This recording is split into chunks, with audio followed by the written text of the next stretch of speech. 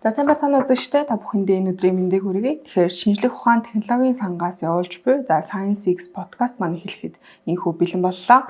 За өнөөдрийн маань дугаарт шинжлэх ухаан технологийн сангаас одоо санхүүжсэн төслийн үр дүнгээ танилцуулахаар за шинжлэх ухаан, академийн, археологийн хүрээлэнгийн инновац хамтын ажиллагааны салбарын эрхлэгч Эрдэнэ Очир доктор маань хүрэлцэн ирсэн байна. Тэгэхээр энэ танд энэ өдрийн мэндийг хүргэе. За баярлалаа. За тэгэхээр ер нь ноён уулын судалгааны талаар эхлээд хоёлоо товч яриагаа эхлэе. За ер нь бол одоо Монголд ноён уулыг бараг мэдгүй хүн байхгүй бах. Сүүлийн 10 жил ер нь олон нийтийн сошиал сувгаар одоо ноён уулын талаарх мэдээлэл бол маш их тархсан. За судалгааг товч танилцуулахад бид бүхэн сайн мэднэ. Петр Кузьмич Козлов гэж тийм 1923 онд Монголд ирээд уул нь бол шууд хятад руу явж Тангатын хар хотыг судлах хэвээр харамсалтай нь тухайн үед бол комментэрээс буцааж дуудаад тэр хугацаанд Монгол байх үедээ ноён уулын хөнөөгийн язгууртны булшийг олж мэдсэн байдаг. Гэхдээ мэдээж хэрэг нөхөр өөрөө бол археологч хүн биш. Учираас хөнөөгийн үеийн дурсал гэдэг нь бол мэдээгүй. Гэсэн хэдий ч 24, 25 онд 10 гаруй дурсгалыг ноён уулын бүсд малтсан.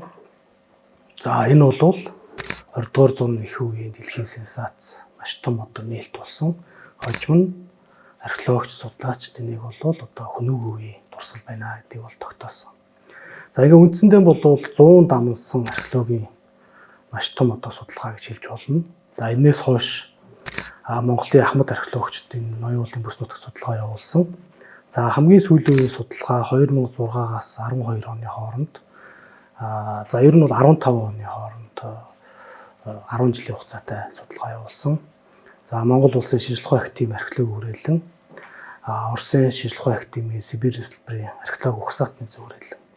За Монголын талаас академик зүйн дорж, Оросын талаас шинжлэх ухааны доктор Наталья Викторовна Болсмак гэдэг. За миний бие бол яг одоо хэрийн судалгаа малтлага удирдах Монгол талаас ажилласан. За энэ 10 жилийн хугацаанд бид нар 4 язгууртны булшийг малтсан. 1200 орчим одоо 2000 жилийн өмнөх хөнөөчүүдийн эдлэгийн зүйлсийг дахиж одоо шинээр нээлрүүлсэн. За урт хугацааны одоо сэргээн суралт хийсэн. Ингээд үндсэндээ бол ноён уулын судалгаа 100 жилийн дараа амжилттай хэрэгж дууссан. Өнөөдөр манай малтлагаас илэрсэн олдурууд маань Чингис хаан үндэсний музейд одоо гол шедевр олдурууд маань тэнд бол байрлаж байна. За ихэнх олдурууд шинжлэх ухааны академийн археологийн хүрээлэн сан хамрагт олон улсын тусгай үзэсгэлэнгүүд оролцоод ингээд явж байна. За Козловын үеийн олдруудыг бол бид нар мэднэ тий. Тухайн үед бол 3600 олдор Орос руу явсан байдаг. Тэрний 300 орчим олдор буцаж ирсэн. Одоо үндэсний музейд байдаг. За одоогийн байдлаар 1901 олдор Эрмитажд байна. Түүний 1100 орчим нь бол текстил, даав, торго дурдан эдэлгийн зүйлс хамаардаг. Тэгэхээр өнөөдрийг хүртэл одоо ноён уулын судалгаа идэвхтэй судлаачдын анхаарлын төвд зөвхөн монголчууд биш олон орны судлаачдын анхаарлын төвд байгаа юм судалгаа. Тэгэхээр ерөнхийдөө энэ хамтарсан төслийг хэрэгжүүлэх болсон шалтгаан нь бас юу исэн бэ? Бас үр дүн нь ер нь хэрхэн байна? За ер нь бол хамгийн сүүлд гадаадтай хамтарсан төслийг шинжлэх ухааны технологийн сангийн санхүүжилтээр хэрэгжүүлсэн. За энэ бол одоо Монгол Орос дахь Козловын Монгол төвдийн хамтарсан экспедиц археологи өв гэсэн нэртэй ийм төсөл байсан. За энэ дээр бид бол Эрмитаж музейд одоо хамтарсан төсөл хэрэгжүүлэх төслийг өгөх санал тавьсан. За энэний гол одоо фиш гэх юм уу тий одоо гол идея бол энд үндсэн дүрбэн байгууллага оролцсон. За Монголын талаас шинжлэх ухааны академийн археологийн хүрээлэн өнөөдрийн ноён уулын бүх олдвор яг археологийн хүрээлэн дээр хадгалагдаж байна. За хоёрт нь болохоор Монголын үндэсний музей 100 жилийн өмнөх олдврууд үндэсний музейд хадгалагдаж байна. За гурав нь болохоор Оросын холбооны улсын Эрмитажд одоо ноён уулын бүх олдврууд хадгалагдаж байна. Дөрөвт нь болохоор Оросын шинжлэх ухааны академийн эдийн соёлын түүх хүрээлэн. Энэ бол Санкт-Петербург хотод байдаг. Эдийн соёлын түүх хүрээлэнгийн эзэмшилгээний архивт 100 жилийн өмнөх урд өмнө огт одоо судлаачд үзээгүй, судалгааны эргэлтэнд ороогүй ховор нандин архивын материалууд халахж байсан. Энэ дөрвөн байгууллага анх удаа нийлж энэ хамтарсан төслийг хоёр талаасаа хэрэгжүүлсэн. Тэгээ төслийн үр дүнд бол олон чухал үр дүн гарсан. За 100 жилийн өмнө Козловын хийсэн газрын зургийг бид нар өнөөдөр хүртэл одоо дахиж шинжилж хийж чадаагүй байсан. 220 дурсгалтай гэсэн. За энэ дурсгалын тоог бид нар бол одоо даруй 70 орчим дурсгалаар нэмсэн. Дахиж одоо бүртгэл хийгээд дахиж зэвсгэр зураг хийсэн. За хамтарсан эдэмшлэгийн каталог, архивын каталог хэвлүүлсэн, олдврын каталог хэвлүүлсэн. Анх удаа бид нар Монголоос Эрмитажид хамтарсан үзэсгэлэн зохион байгуулсан. За каталогоо бид нар Монголд орсод хэвлсэн учраас олноор энэ тавьчих чадаагүй. Тийм учраас каталогоо танилцуулсан захин үзэсгэлэн зохион байгуулсан. Хэрийн судалгаа, за мөн одоо хамтарсан эдэмшгийн илтгэл өгүүлэл гэх мэт олон чухал үр дүн гарсан байгаа энэ төслийн үед. Та бас ярианда дурдлаа шүү дээ. За каталог хэвлүүлсэн ингэж энэ зам Эрмитажид анх удаага бас үзэсгэлэн дийлгэсэн гэж шүү дээ. Тэгэхээр энэ талаараа хоёлаа ярив. Эхлээд юуны түрүүнд та каталогоо бас манай үзэгчдэд хэлцүүлэхгүй юу? Каталог болохоор за одоо би юм гэж түүгээд аваад ирсэн байгаа. За энэ бол ноён уулын олдврын нийтлэгтэй цомог гэдэг нэртэй. Тэгээд 1920-оос 30-аад оны үе гэсэн ийм нэртэй каталог байгаа. За энийг бол бид нар одоо Монгол Орос хэлээр хэвлүүлсэн. За энийг хэвлүүлэх болсон шалтгаан 1926 онд Монголоос 3600 орчим олдвор Петроградд очсон байдаг. За тухайн үед бол Оросын шинжлэх ухааны академийн эдийн соёлын академид одоо хадгалагдсан. За тухайн үед бол Ойлдон бүрэг Оросын шинжлэх ухааны академийн байнгын нарийн бичиг. Академич Ойлдон бүрэг бол маш их санаа зовсон. Яагаад гэх юм бол энэ дэлхийн хэмжээний одоо олдвор 2000 жилийн өмнөх олдвор бидний мэдэлд ирлээ. Тийм учраас энэ дээр бид нар ямар нэг ажил хийх ёстой. За эхний ээлжинд эрдэмшлэгийн цомог хэвлүүлээгээд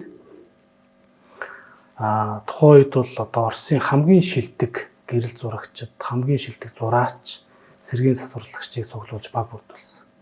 За ингээд үндсэндээ бол маш нүсэр ажил явагдсан. Одоо тэр бүх зургууд нь бол Оросын шинжлэх ухааны академийн эдийн соёлын төв хөрөлийн эрдэмшлийн архивд хадгалагдж байна. За ингээд үндсэндээ бол 30 он хүртэл бол масс ажил явсан байдаг. Тэр болгоныг маш ойрхон хуралдсан хурлын протокол, дараагийн одоо үүрэг даалгаврууд, явцын тайлангууд энэ бүгд архивын материал болоод өнөөдөр архивт байгаа. Зураачд, гэрэл зурагчдын хийсэн бүтээлүүд, сэргийн засварлагчдын үр дүнгууд бүгд одоо архивт хадгалагдаад харамсалтай нь 30 он хүрээд тэр үед энд ажилласан бүх одоо тэр баг бүрэлдэхүүн хилмигдүүлэлтийн шуурганд орцсон. Үндсэндээ бол тэр бүх судлаачдыг одоо эмгэнэлт хөв тавилан хүлээсэн. Ингээд энэ ажил маань зогссон. Ингээд өнөөдрийг хүртэл одоо 100 жил өнгөрч шүү дээ. Одоо 100 жил арай хүрээгүй. Ингээд хинч мэдхгүй дарагдсан гэсэн үг. Энийг бид нар анх удаа одоо эдэмшгийн каталог болгож хэвлүүлсэн. Тэгээ энэ бол 100 жил дарагдсан байсан хинч үзээгүйс архив материал. Дахиад одоо хэдэн 100 жил гарын явдал болохоор ийм материал байгаа. За тэгээд энэ дээрх зүгээр бид нар бол бас энэ каталогийг үзэх хэрэгтэй л дээ. Энэ Монголд хэвлэгдээгүй учраас одоо олноор ингэ трактах боломж байхгүй. Тийм учраас бид нар цахим үзэсгэлэн зохион байгуулсан. Тэгээ энд бол маш олон зураачтай гэрэл зурагчд орсон. За тэгээд ялангуяа одоо Фармаковский, Штейн тэр гар зургууд бол үнэхээр гайхамшигтай. За одоо би жишээлх юм бол энэ зураг гэхэд Фармаковский зурсан зураг 1924 онд. Энэ бол бэхэн зураг. Тэгээ одоо хүн харах юм бол яг одоо гэрэл зураг шиг бөөр утасны хялгсан үнэхээр гайхамшигтай зурсан ийм зургууд. Яагаад гэх юм бол тухайн үед гэрэл зураг байхгүйсэн тий. Шилэн негатив тэр бүх ботонууд нь байгаа. Тэгээ хар зураг гарч байгаа учраас цомгоо баяжуулахын тулд одоо ингэж өгтөр зурсан байдаг. Тэгээ ийм одоо гайхамшигтай урлагийн бүтээлүүдийг хийсэн. За энэ бол ингээд энэ каталог дээр тий хин хэдэн он зурсан, хэдийн хэмжээтэй ямар зураг бүх мэдээлэл. За фото зургнууд энэ ингээд бүгд орсон. За энэ ажлыг хийж исэн тэр баг бүрэлдэхүүний хурлын одоо протокол бүх материалууд бол энд орсон. Тэгээд Монголоос одоо олдрууд явсан, ирсэн тэр бүх үйл явц юм бол нэгтгэн багтаасан маш их мэдээлэлтэй чухал эрдэмтдийн каталогийг бид нар 100 жил Оросын шалгалтын мэдээ соёлын түүх хөрөлнгийн эрдэмтдийн архивт дарагдсан байсныг Монгол Оросын хамтарсан экспедиц. За шинжлэх ухааны технологийн сангийн санхүүжилт хоёр орны энэ санхүүжилтийн төслийн хүрээнд одоо гаргаж ирж олон нийт төрөж байгаараа үнэхээр чухал ажил болсон гэж бодож байгаа.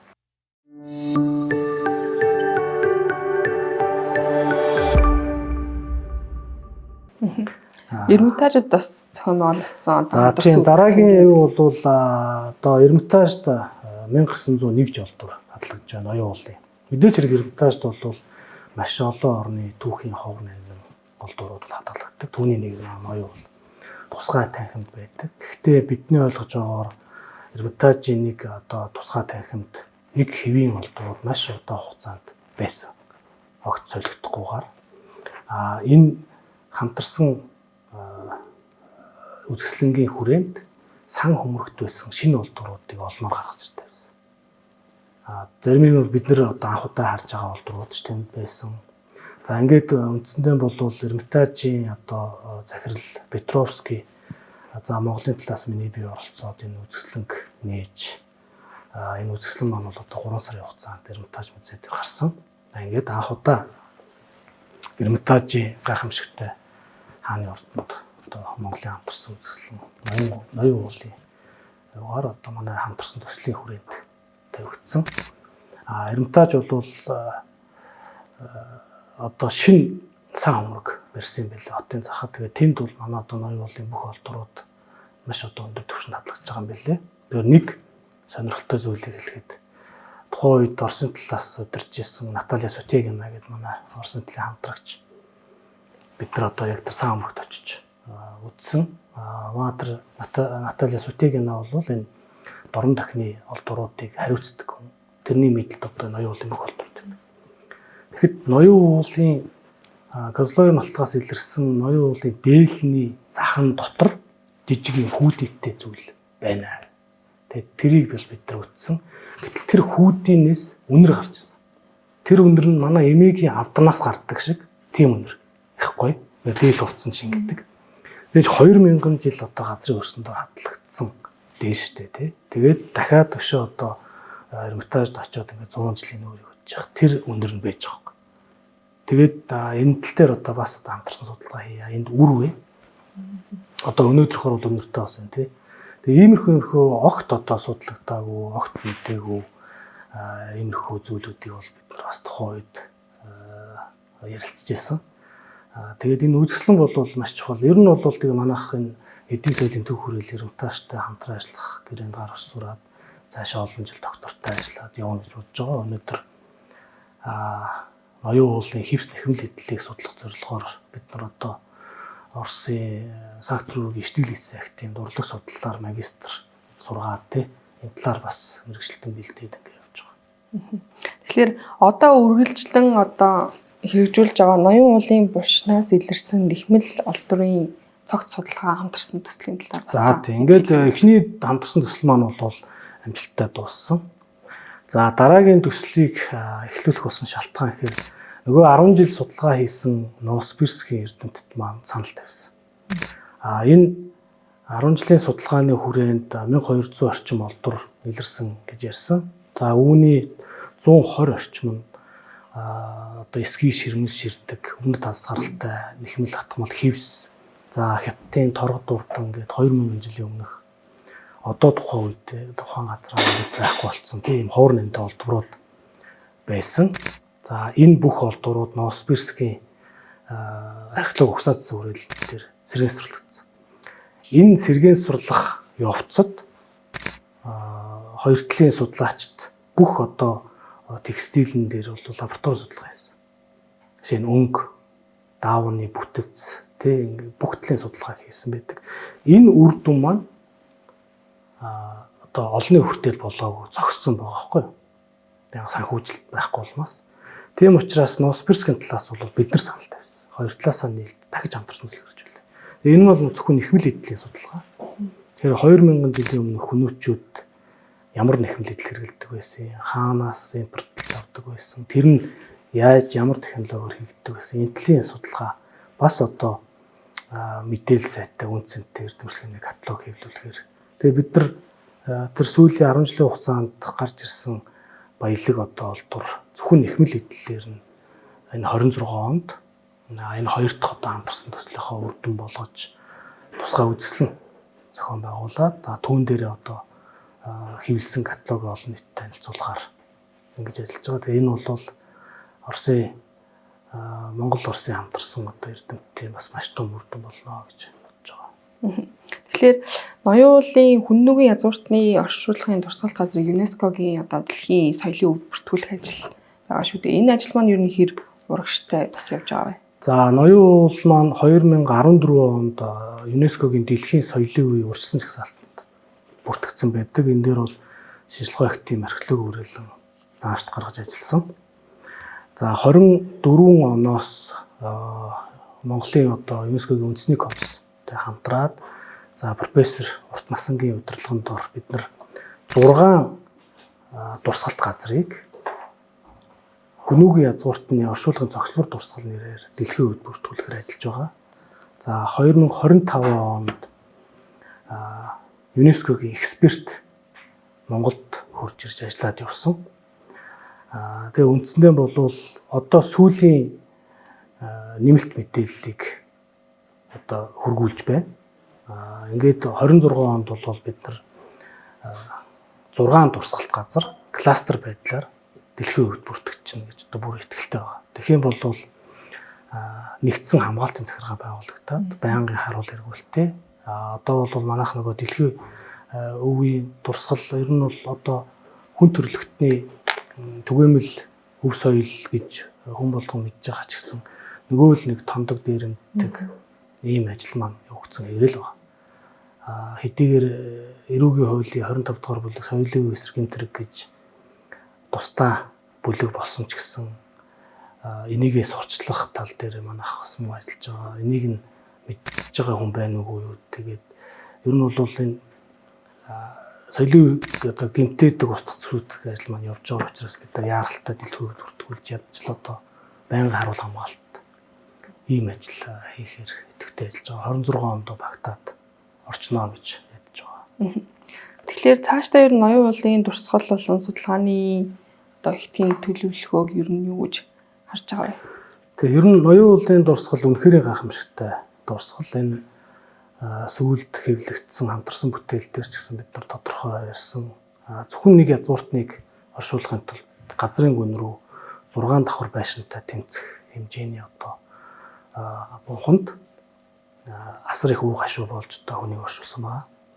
За бид нар бол маш сайн мэднэ шүү дээ. Сяанд байдаг одоо Цэншин хаандгийн бунхан тий 8000 шавар арим эдгээр нэг цаг үеих байхгүй юу.